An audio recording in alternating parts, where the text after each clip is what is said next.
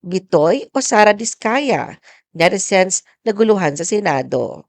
Ang nararamdamang galit ngayon ng mga Pilipino sa controversial contractor na si Sara Diskaya ay nahaluan ng katatawanan matapos na madamay rito ang comedy genius na si Michael V.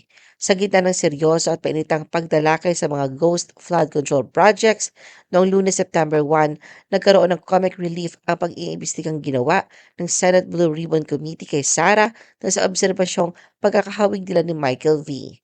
Dahil dito, maraming netizens ang gumawa ng nakakaaliw na meme sa social media at may mga humirit para sana'y gawan din agad ni Bitoy ng parody ang mga eksena ni Sara sa Senado sa Bubble Gang. Tila nakarating naman sa kaalaman ng Bubble Gang ang hiling ng publiko. Kinilabas sila ng isang Facebook post kung saan makikita ang isang karakter na ginampanan ni Michael V. Ang nabanggit na karakter ay si Mr. Asimo na nakasuot ng kulay puting damit, may suot na salamin sa mata at maiksi ang buhok. Nilagyan pa nito ng caption na, "Hiyang-hiya naman kami sa'yo, no?" Bagamat walang tinukoy, ang mga netizen na mismo nagsabing baka pasaring ito kay Sara at nagpahayag sila ng pagkasabik tungkol sa gagawing parody rito ni Bitoy.